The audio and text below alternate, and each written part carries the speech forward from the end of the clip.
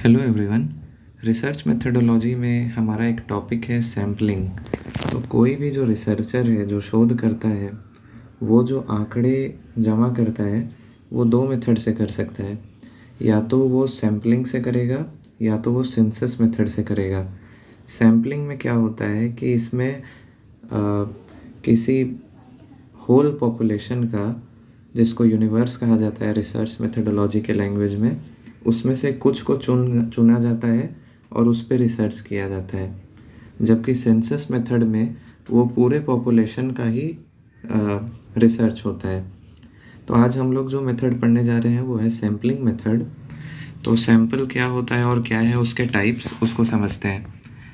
सबसे पहले सैम्पल का मतलब होता है, हिंदी में इसको बोलते हैं प्रतिचयन, और इसका मतलब होता है समग्र में से कुछ इकाई जो शोध में कार्यरत होते हैं, जो शोध में काम आते हैं।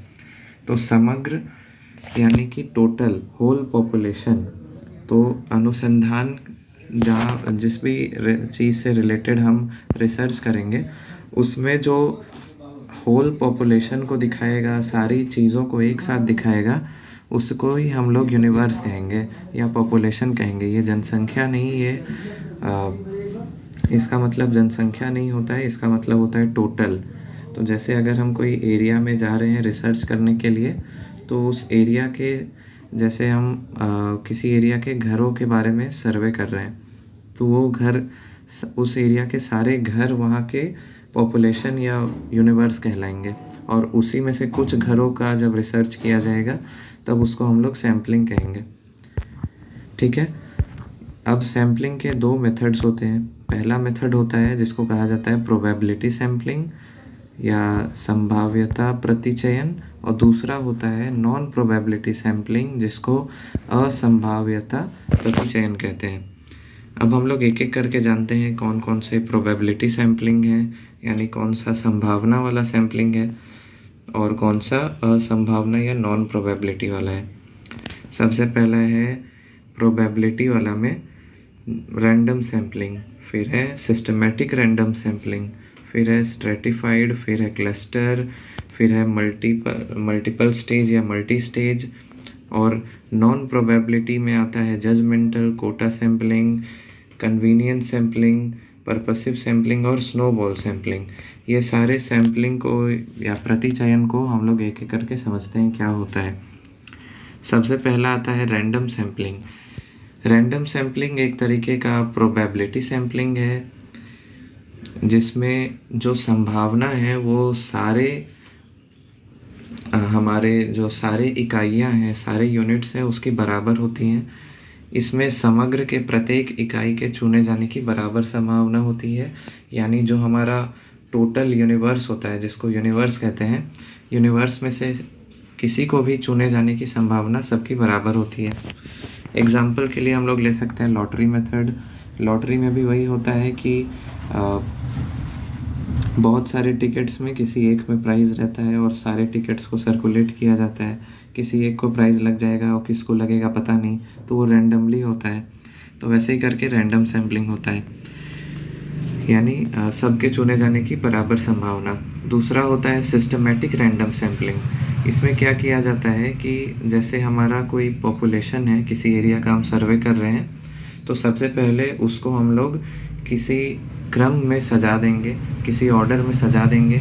वो ऑर्डर हो सकता है हम लोग नंबर वाइज सजा दें, 1 2 3 4 करके, अल्फ़ाबेट वाइज सजा दें, जोग्राफिकली सजा दें कि वो रीजन फर्टाइल है उसका अलग सर्वे करेंगे, वो नॉन फर्टाइल है उसका अलग सर्वे करेंगे, या साइज़ के हिसाब से, कुछ भी हिसाब से। जब किसी समग्र के यानी किसी टोटल एरिया के हम लोग यूनिट्स को अरेंज कर देते हैं, तब उसको हम लोग सिस्टमेटिक रैंडम सैम्पलिंग कहते हैं। ठीक है। और इसमें जो हमारा सिलेक्शन होगा वो रैंडम होगा, लेकिन अरेंज किया हुआ रहेगा और समान अंतर रहेगा प्रत्येक इकाइयों का। जैसे अगर हज़ार लोगों का एक गांव है, उसमें से हम लोगों को 200 सैंपल कलेक्ट करना है, तो 200 सैंपल यहाँ आ जाएगा 5, तो हर 5 लोग तो सबको पहले अरेंज कर देंगे और फिर हर पाँचवा पर्सन को उठा लेंगे, तो 200 मेरा सैंपल आ जाएगा। इस तरह से सब में समान इकाइयों होंगी, इसमें समान अंतर से इसमें चयन होता है।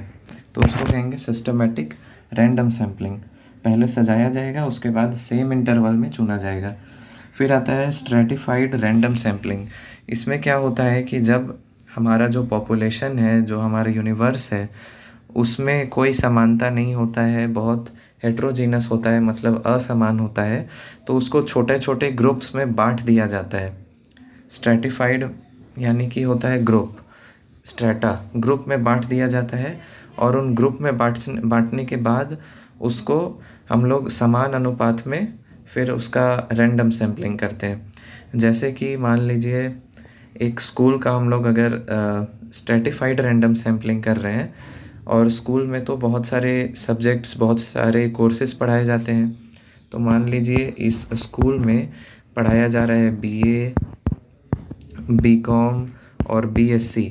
तो तीनों में से हम लोग बच्चों को सेलेक्ट करेंगे। तो सबसे पहले हम लोग इनका अलग अलग ग्रुप बना देंगे या स्ट्रेटा बना देंगे। उसके बाद हम लोग सेम रेशियो में तीनों में से बच्चे सेलेक्ट करेंगे।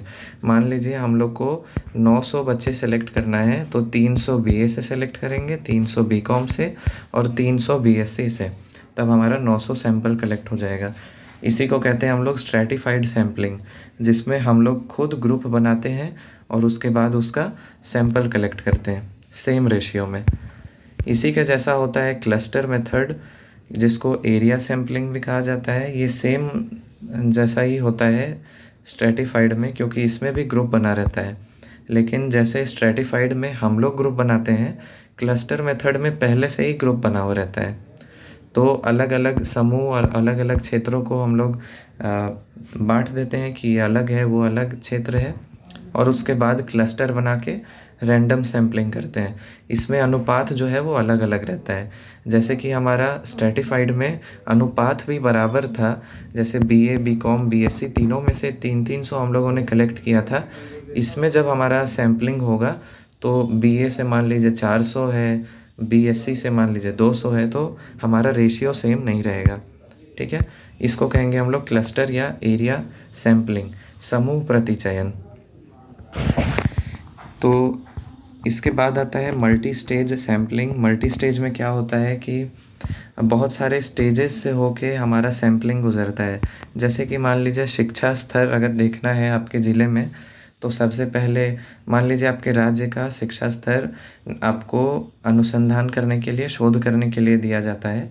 तो आप अपने राज्य में से सबसे पहले कितने ज़िले हैं उसको चुनेंगे, ज़िले के अंदर कितने प्रखंड हैं, फिर प्रखंड नहीं, कितने ज़िले हैं, फिर कितने गांव हैं, कितने घर हैं, उसके हिसाब से अलग अलग चरणों में जब उसको बांटेंगे और तब सैंपल कलेक्ट करेंगे, तब उसको कहेंगे हम लोग बहुचरणीय प्रतिचयन या मल्टी स्टेज सैम्पलिंग।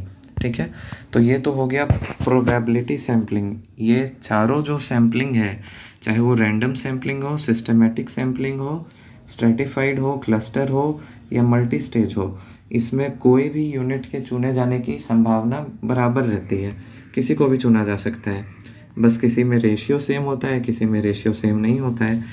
अब हम लोग आएंगे दूसरे टाइप पे, जिसको कहेंगे नॉन प्रोबेबिलिटी सैम्पलिंग। इसमें क्या होता है कि कोई भी यूनिट को चुने जाने का प्रोबेबिलिटी नहीं रहता है, उसको रिसर्चर अपने हिसाब से चुनता है। जैसे इसमें पहला टाइप आता है जजमेंटल सैम्पलिंग। जजमेंटल सैम्पलिंग क्या होता है, जो हमारा शोध करता है, जो रिसर्चर है, जो शोध करने जा रहा है, वो अपनी पसंद के हिसाब से सैंपल सेलेक्ट करेगा।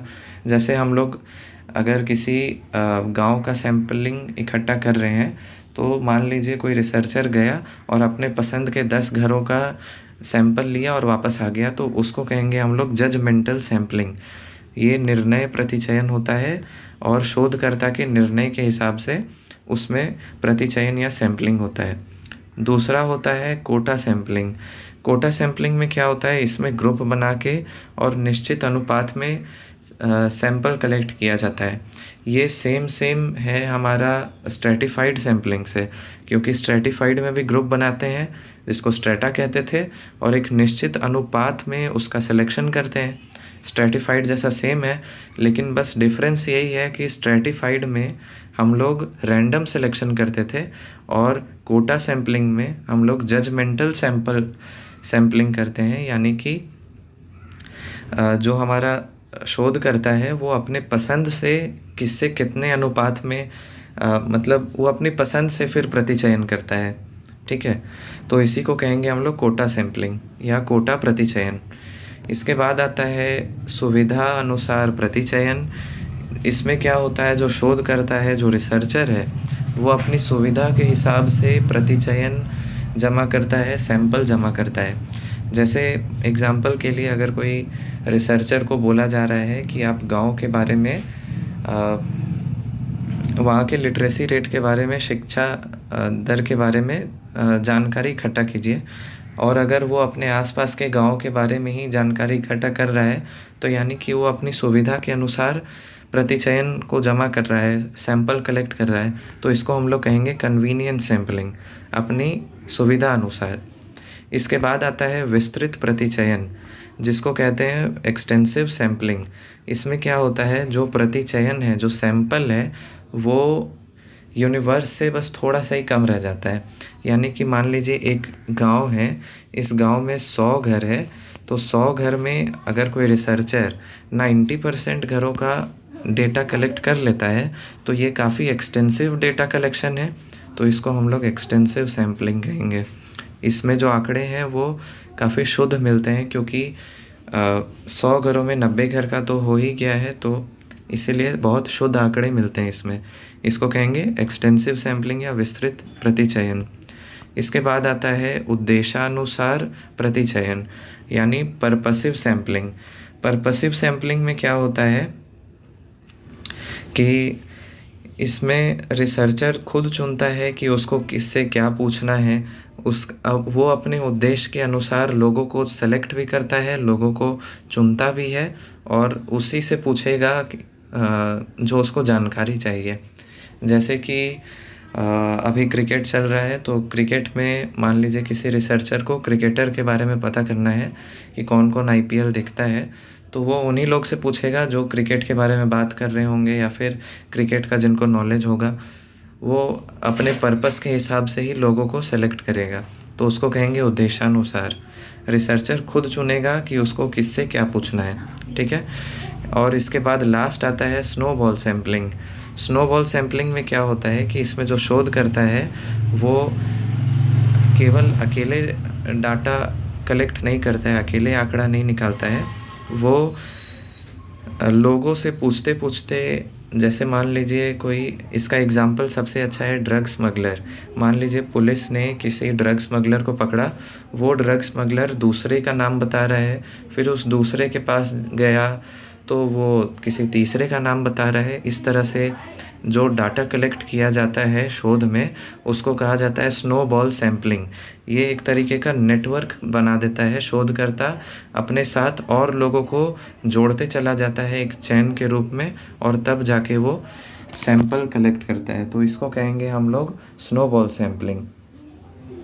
ठीक है, तो ये थे सैम्पलिंग और उसके टाइप्स। इसमें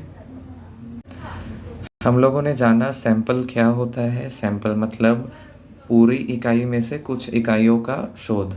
ठीक है, सैंपल को समझा हम लोगों ने। जो टोटल यूनिट है उसको यूनिवर्स कहते हैं, समग्र कहते हैं, उसको जाना। फिर हमारे सैम्पलिंग के 2 टाइप्स होते हैं, probability sampling, non probability sampling. यानी एक में संभावना रहता है सबके चुने जाने की, और एक में संभावना नहीं रहती है। उनको समझा, उनके टाइप्स को जाना। आई होप आपको समझ में आया होगा। Thank you.